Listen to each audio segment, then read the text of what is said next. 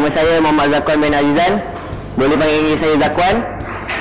Tahun ni 25 tahun. Sekarang tinggal kat Shah Alam. Skate dah dalam 11 tahun macam tu.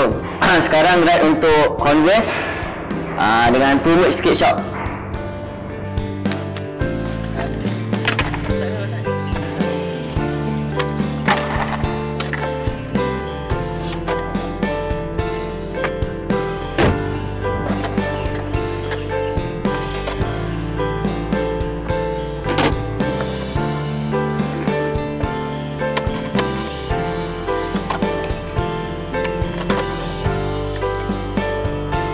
Alright, persiapan saya untuk Converse Street Clash Game of Skate ni, cari flatland mana-mana, training dengan budak-budak skate kat luar ke, budak-budak skate mana bagi konsisten lah. Ada lagi banyak yang kena training ni. So, itulah dia persiapan saya.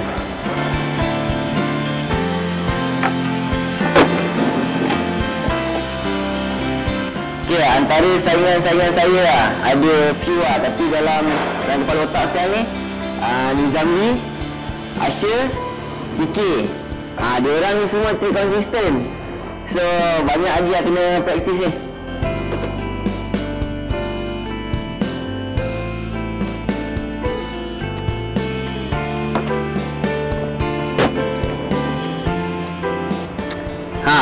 Favorite trik saya, double flip, 360 flip, high flip.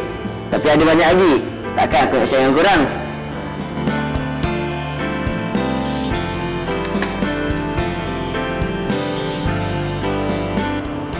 Alright, kalau korang nak tahu game plan atau strategi game of skate saya, jumpa saya dan rakan Converse saya pada 15 Oktober Converse Street Clash 2011 di Sunny Pyramid. Jom datang memeriahkan.